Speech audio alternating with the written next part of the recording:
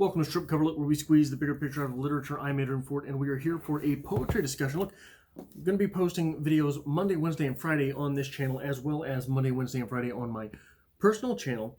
3 days a week on each channel, but look, Mondays are for poetry, henceforth. And today our poetry discussion will be of Sylvia Plath, the poem in question, The Night Dances. The Night Dances reads as such: a smile fell in the grass, irretrievable. And how will your night dances lose themselves? In mathematics, such pure leaps and spirals, surely they travel the world forever. I shall not entirely sit emptied of beauties, the gift of your small breath, the drenched grass, smell of your sleeps, lilies, lilies. Their flesh bears no relation, cold folds of ego, the Kala, and the tiger embellishing itself, spots and a spread of hot petals. The comets have such a space to cross, such coldness, forgetfulness. So your gestures flake off, warm and human, then their pink light bleeding and peeling through the black amnesias of heaven. Why am I given these lamps, these planets, falling like blessings, like flakes, six-sided, white on my eyes, my lips, my hair, touching and melting, nowhere? I think I finally figured out what it is that Sylvia Plath reminds me of. She reminds me almost of what would happen if Emily Dickinson's poetry and T.S. Eliot's poetry had a baby. There is something so ephemeral about Sylvia Plath's poetry, while being direct and disjointed at the same time. But what I want to focus on here is the question of ownership. Ownership of the moment, ownership of the dynamic, ownership of sort of where we are and what we're doing. And if you look at that first and the second couplet, a smile fell in the grass, irretrievable. And how will your night dances lose themselves?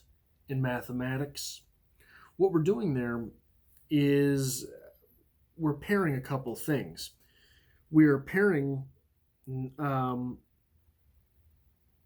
a smile and losing themselves, a smile and night dances with losing themselves in mathematics. The smile, in this sense, becomes the speaker's night dance, inferring that the subject's night dance is mathematics or mathematical. And how will you lose your night dance? And how will your night dances lose themselves, I guess I should say. So a smile is the speaker's night dance, and its fate was dying in the grass. The subject's night dance, perhaps the same smile, we're not real sure. That moment is owned by the subject. The smile is the speaker's night dance. The mathematics in which it is presumed that the subject's night dance will lose itself, that's in question. So let's go forward to the fourth, fifth, and sixth couplets here. The world forever I shall not entirely sit emptied of beauties, the gift of your small breath, the drenched grass smell of your sleeps, lilies, lilies. Their flesh bears no relation, cold folds of ego, the Kala. This is the speaker still. We're with the speaker in the speaker's ambiance, if you will. Revolving around the speaker's night dance. And then, moving forward to couplets 7 and 8, and the tiger embellishing itself, spots and a spread of hot petals, the comets have such a space to cross. Here, the subject takes ownership of the poem.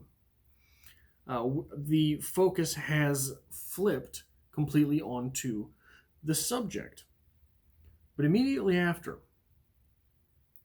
such coldness, forgetfulness, so your gestures flake off. We're still speaking about the subject, but we're back with our speaker. We're in our speaker's perceptions. The speaker has taken hold of the poem once again, but the only thing that the speaker can incite is the subject. In this way, our speaker, being as enraptured as our speaker, look, the poem is, according to Howard Hughes, about one of the children, but that is assuming you want to listen to Howard Hughes about Sylvia Plath. But what we're doing here is we have a speaker who is obviously enraptured with something.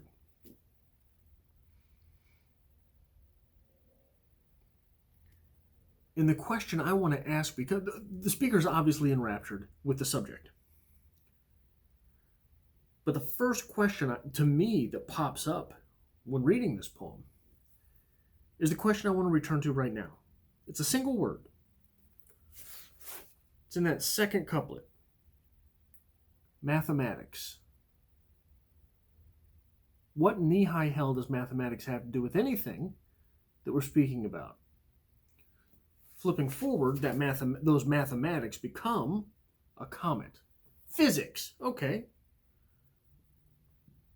Physics extends to things which have gravity. The cold physics of comets.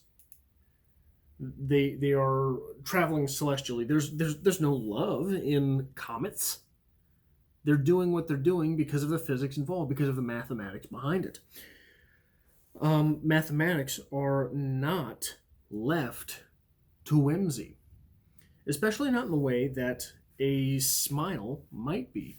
That smile being the night dance of our speaker. So I think really, in this way, our speaker sort of becomes a predicate. In the definitional sense and in the hyperbolic sense of the definition. A predicate, if you Google predicate, what it's going to say is it tells us something about the subject. So literally, what our speaker is doing is telling us things about our subject. That's the literal sense. That's with words. But also, our speaker is communicating about our subject through the very act of being so enraptured by the subject.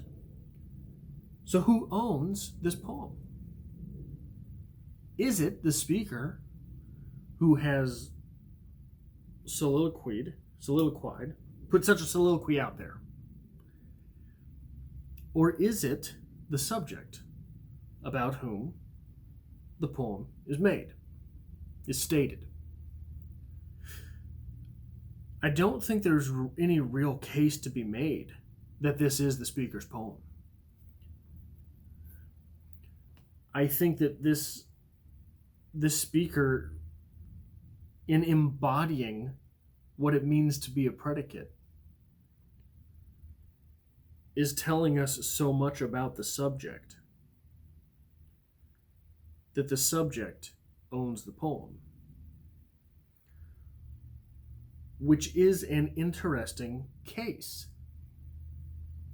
Think of it like a photograph.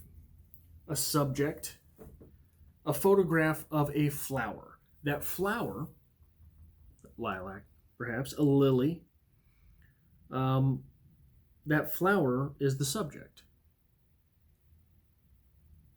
The speaker is the person taking the picture.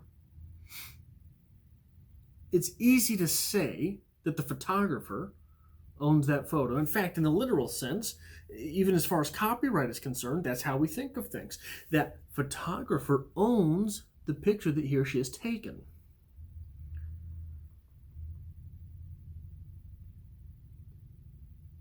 Certainly the flower does not.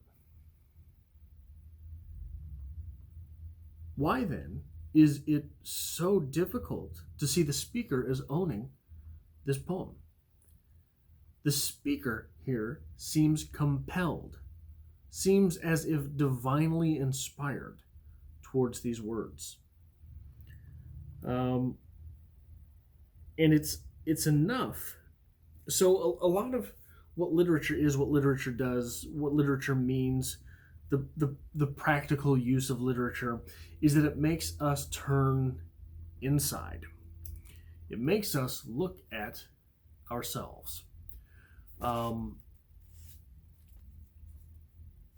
It's impossible, I think,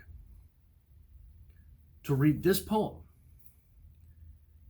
and not wonder what effect you're having on other people. This state of being enraptured. There are good ways and bad ways to be enraptured. There are good reasons and bad reasons to be enraptured. Are you ever enraptured? Or are you always cold and forgetful, so your gestures flake off? The question for me with this poem, so I think a lot of times when we talk about poems, they're written in such a way that you do not automatically, if ever, know precisely what it is about which the speaker is speaking. What's the poem about? What's the poem really about? That becomes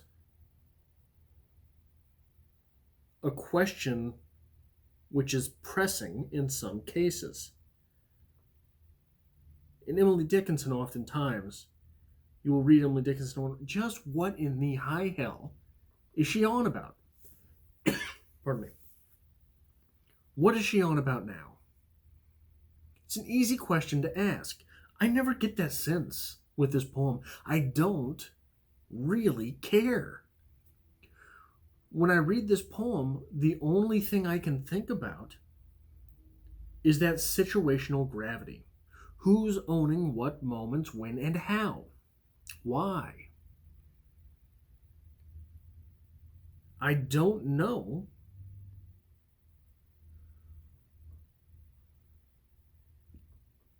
I don't know if there's any other poem that strikes me in that way. I don't know if there's any other poem where I read it and I really don't give a good goddamn about what it is written. It makes me think of I am stuck thinking about the reflections in the poem and how that poem reflects on the real world.